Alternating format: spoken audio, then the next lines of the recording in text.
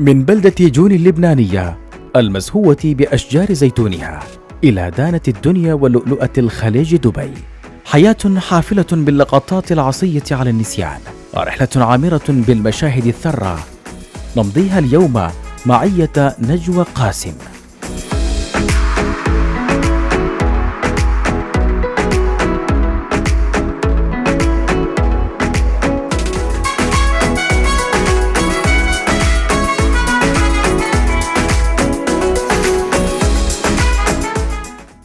عرفها المشاهدون لأكثر من 10 سنوات كوجه دائم الإطلالة عبر قناة المستقبل، قبل أن تضع أقدامها في عتبات العربية وتطوع خبراتها لصالح الحدث قبل أكثر من 15 عاماً.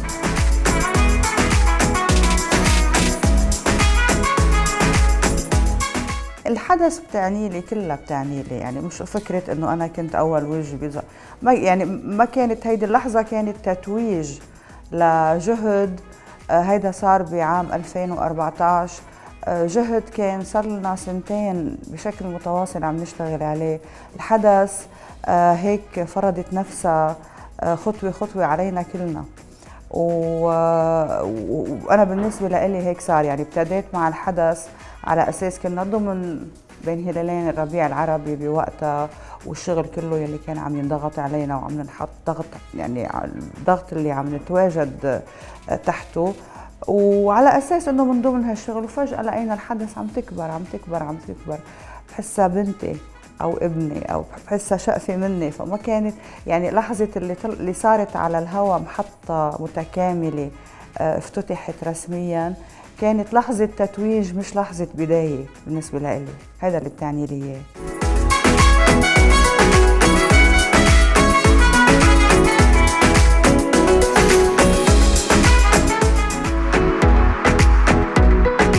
بنت الصدفة الإعلامية أو خريجة الهندسة المعمارية التي وجدت ضالتها في شاشات التلفزة والقنوات الفضائية. الصدفة البحتة جابتني على الإعلام.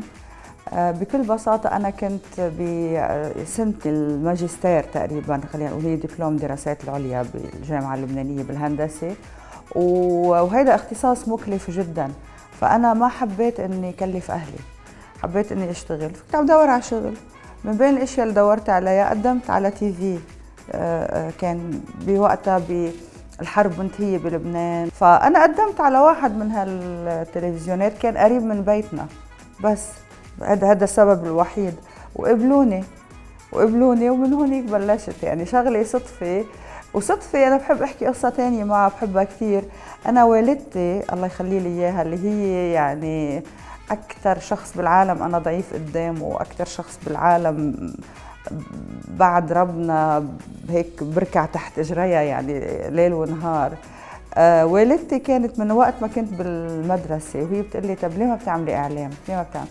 بوقتها كان الإعلام ما كان في إعلام خاص، ما كان في تلفزيون رسمي، والتلفزيونات الرسمية بتعرفوا شو يعني كانت عم تعاني، ونحن كنا زمن حرب أصلاً وما في شيء جديد. فما كان يعني لي الموضوع، ضلت وراي، وهي اللي شجعتني روح أقدم على هيدا التلفزيون. يعني هي قالت لي في تلفزيون حدنا عم يفتح جديد روحي قدمي. ف دايما بحس وهي بتحس، دايما نحكي نحن شركاء بهذا الموضوع مع بعض أنا وياها.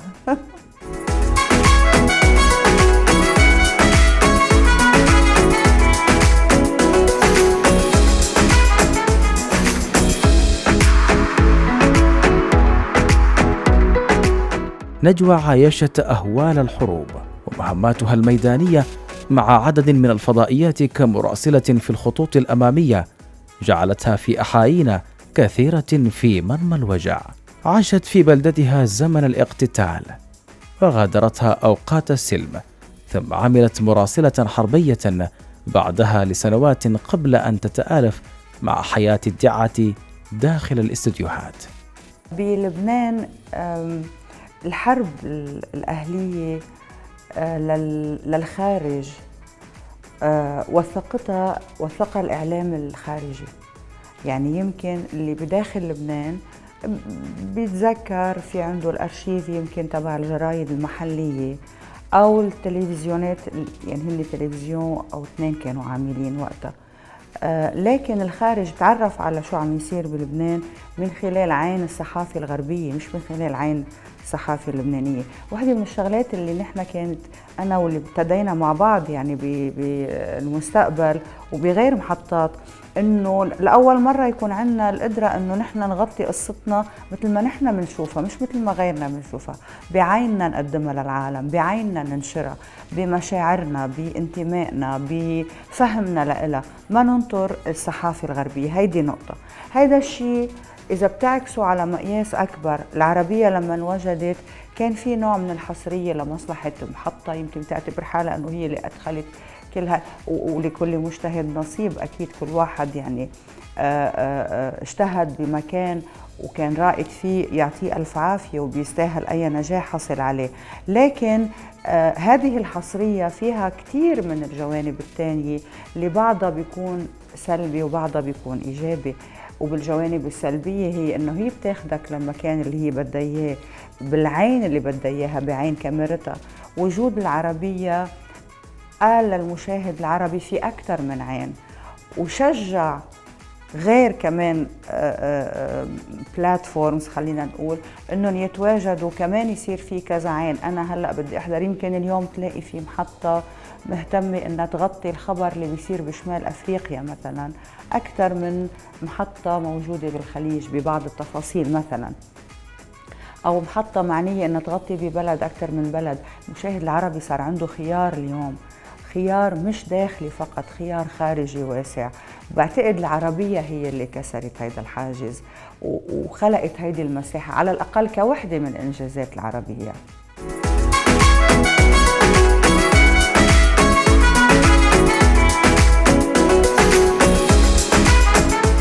ما كان في هدف أن يكون مراسلة حربية، بقدر ما كنت كل الناس عادة بتفكر أنه المراسل بيترقى لحتى يصير مذيع، وهيدي شغلة أنا بحسها فيها تقليل من مهنة الصحافة، لأنه مش مزبوط. يعني إنه لأني اشتغلت مراسلة على الأرض، كل الناس بتفكر إنه رقوني صرت مذيعة. أنا ابتديت مذيعة رئيسية، أنا ابتديت بلبنان بتلفزيون مستقبل.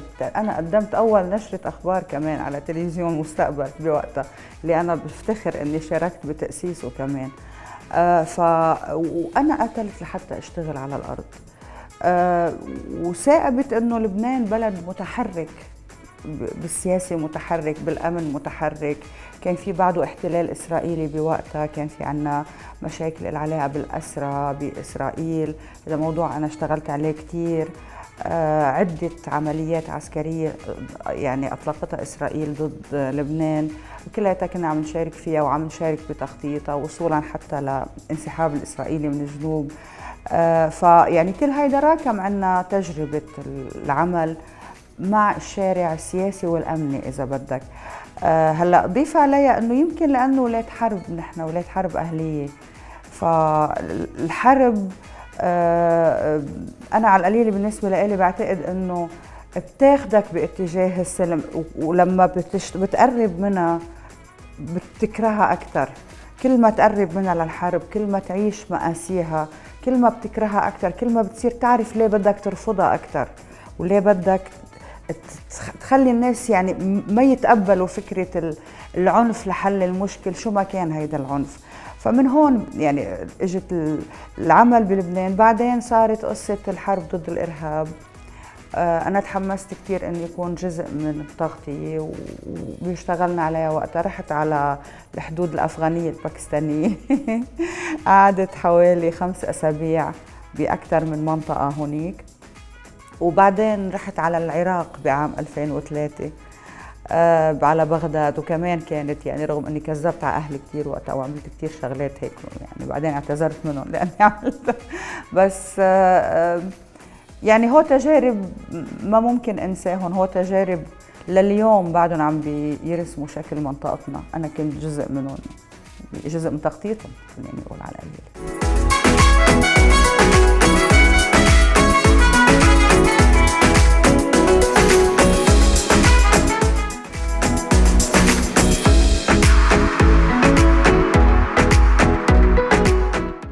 من قرى وبلدات لبنان الوادعة أطلت إلى الوجود. الحياة الشاهقة وسط الجبال منحتها رئة حديدية، ربما لهذا السبب توجتها مجلة إيريبيان بيزنس قبل أعوام كواحدة من سيدات العرب.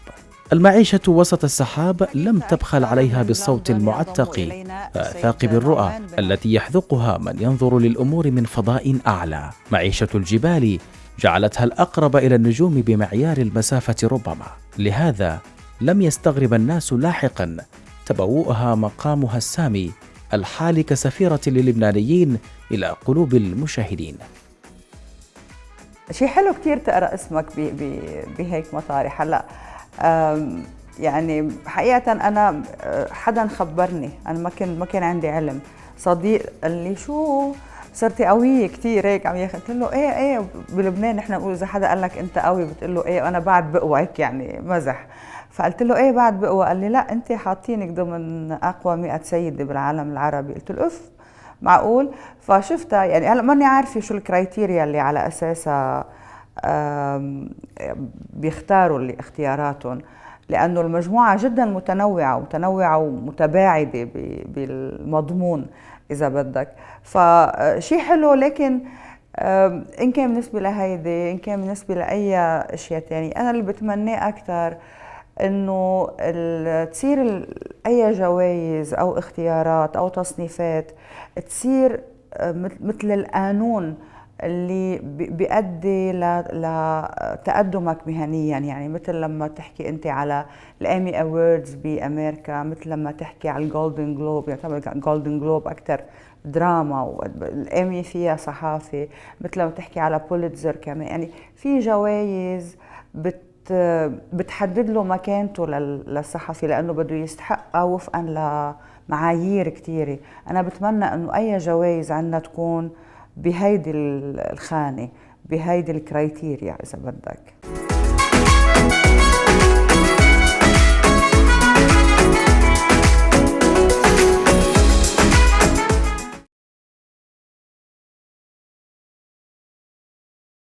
من التجارب الراسخة والمحطات الكبرى في حياة نجوى تغطيتها ميدانيا لأحداث كبرى مثل الحروب الإسرائيلية على لبنان واغتيال رئيس الوزراء اللبناني رفيق الحريري والأحداث التي تلته، وتحرير الجنوب اللبناني من القوات الإسرائيلية في العام 2000. لكن واقعة تفجير مكتب العربية ببغداد تظل من الأحداث المرعبة في حياتها. بالخبر العاجل الذي محوره قناة العربية، والتي تعرض مكتبها في بغداد إلى هجوم انتحاري هذا الصباح.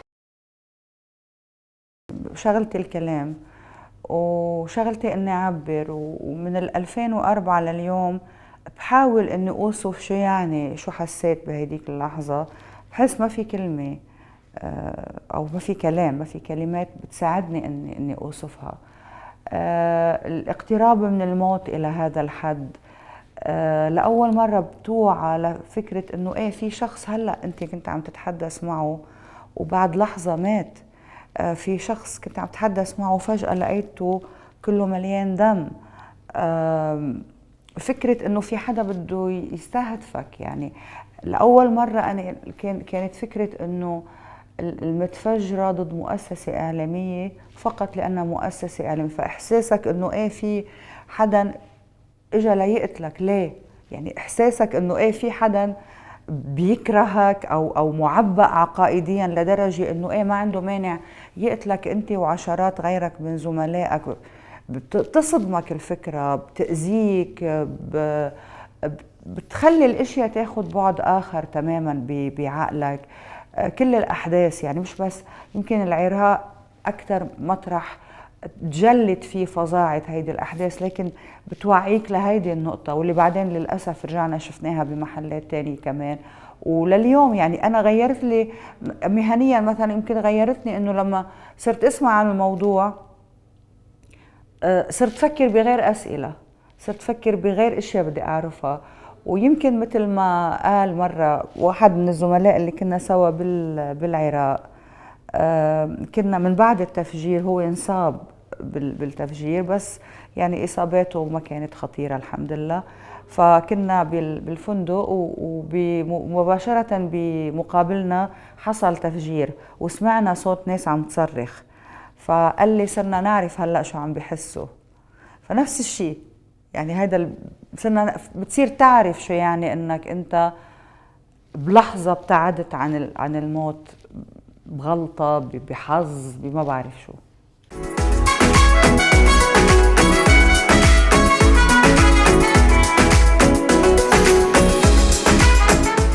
لنجوى اهتمامها بمتابعة الموضة وممارسة بعض الأنشطة المصاحبة مثل اليوغا والسباحة والرقص وشفرات أخرى للحفاظ على مظهرها وإطلالتها، لكنها رغم كل السعادة البائنة والفرح الذي تشيء به إطلالتها تظل حفية بآلام المكتوين بمآسي الحروب وكل من عانى من الشظايا وذوي القنابل.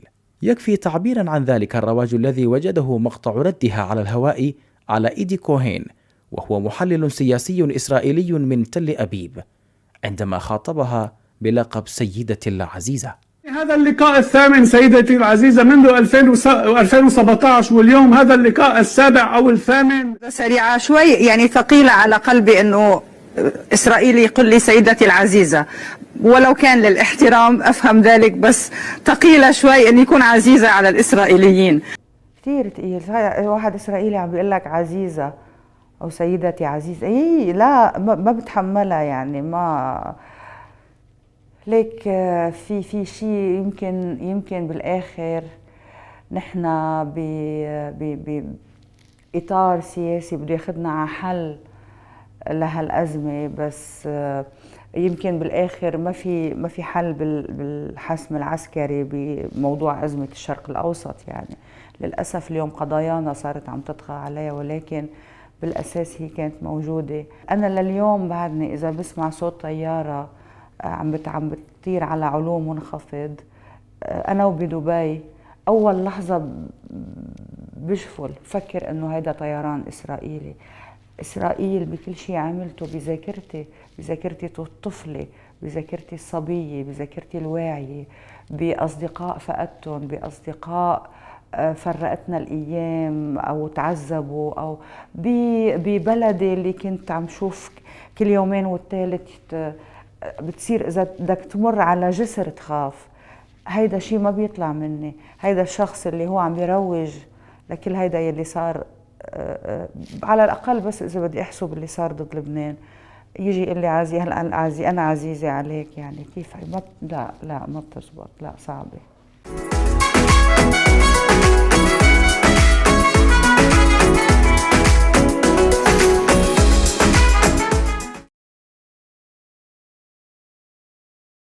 نجوى ما زالت رغم كل شيء وفية للميدان والمراسلين للذين تدين لهم بالكثير، وهم الذين يعانون ويقاسون في سبيل توفير خدمة إعلامية مميزة.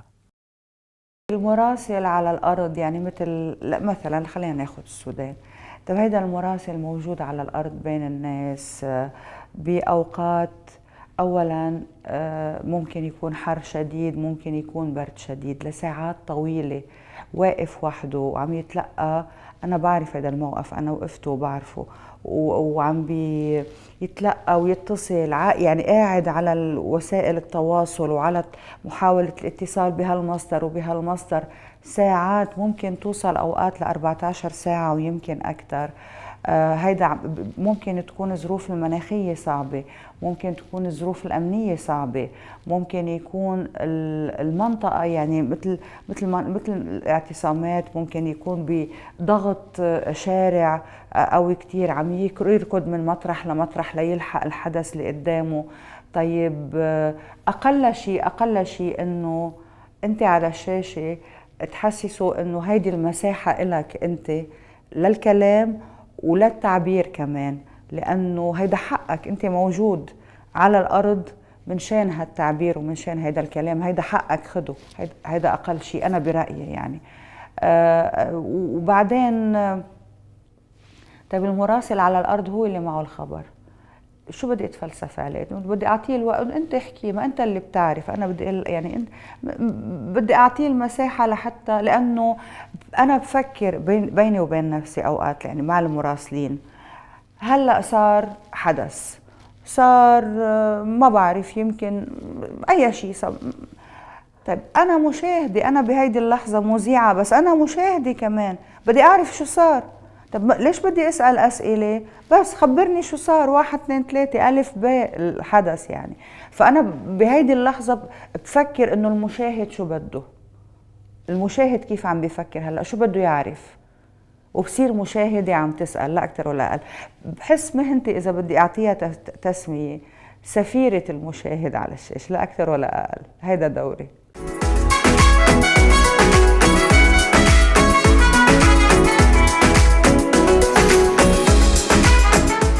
في العربية استقر بها المقام قبل عقد ونصف العقد من الزمان، كأول وجه إعلامي يعرفه المشاهدون من قناة الحدث. لا غروة أن متابعي البرامج السياسية ونشرات الأخبار دأبوا طوال السنوات اللاحقة على انتظارها بشغف. لسوريا عنوان أساسي وتفاصيل. المعارضة تشن هجوما مضادا على مواقع النظام في بمهنة مثل مهنة الشأن العام والسياسي، وللأسف أنه نحن مفروزين إعلاميا سياسيا، وخاصة بالعقد الأخير. ففكرة أنك كل يوم الناس تشوفك على محطة، أنا برأيي ما بتبني ثقة، بدك تبني جسر من الثقة مع المشاهد.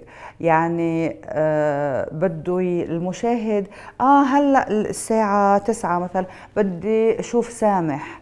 أوقات الاسم تبع المذيع بيطغى على الاسم البرنامج، بتصير العلاقة مع هالمذيع.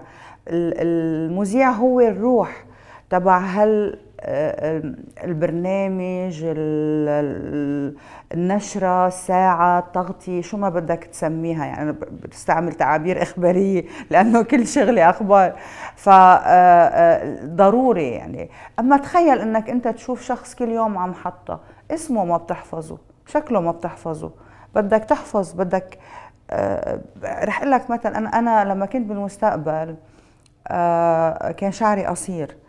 الست ستايلست اللي نصحتني اني اقص شعري قصير، لما اجت عم تقول لي شو رايك تقصي شعرك، قلت لها اوكي. قالت لي لا، ما فيك تقولي اوكي، بدك تقولي اوكي وتحطي براسك انه هيدا شكلك على سنين.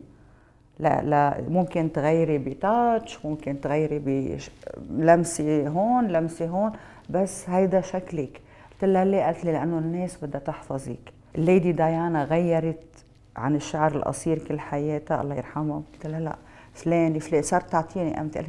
الناس بدها تحفظ، ولحتى تحفظ الناس بدك تعطيهم بصمتك، ما فيك تعطيهم بصمه كل يوم بمكان.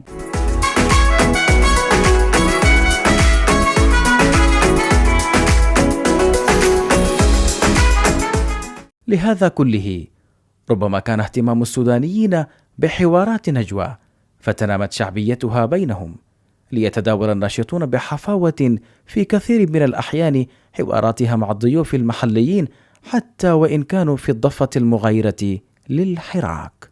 لا زال لا يريد التخاطب مع الشارع كما يريد الشارع بلغة الشارع، رغم أن المظاهرات تدخل الشهر الثاني، وهو أمر أكيد خطير على أي بلد، وبالتالي هو خطير على السودان. يلا يا أولاد المدارس من ربع السودان وسهلوا، يلا اكتبوا في الكراريس، مش كل إجابات شعر لو سمحت، مش كل حرب زايد بندقية يخطفوا اللغمة الهدية كله كلام جميل، بس مش كل الإجابات شعر. يعني حزانة وشقية. اليوم أجابة طلاب السودان. يا أستاذ حمدي، اليوم أجابة يا أستاذ حمدي لو سمحت بدك تسمعني. لا بدك تسمعني، أنا أكمل. لا أنت لا تجيبني عن أسئلتي. حضرتك تقول لي شعر منذ بداية الحديث. أنا أجبت.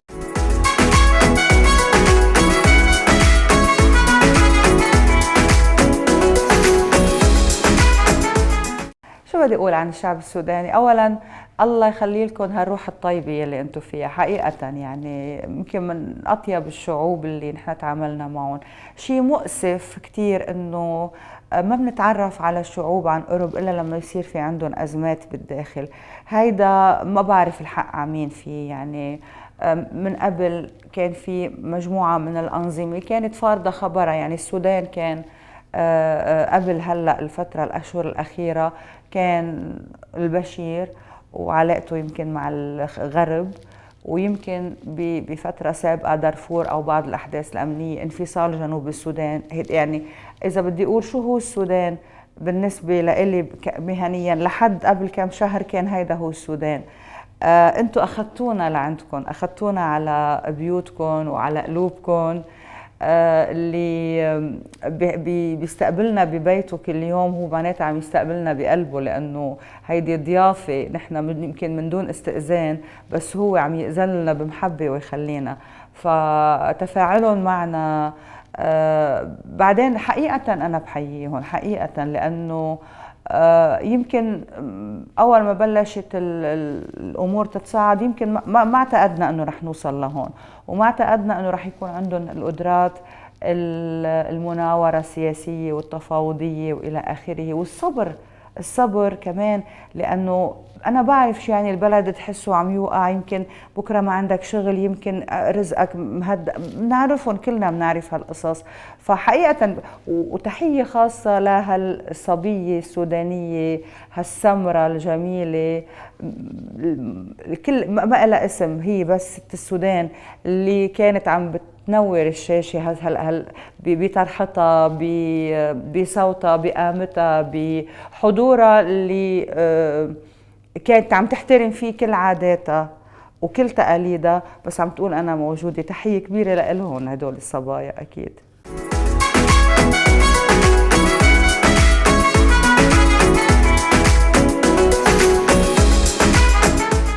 يا رب عيد الأضحى يكون عيد عن جد. الأضحى هو التضحية، أنتوا ضحيتوا كتير بالفترة الأخيرة وصبرتوا كتير كمان.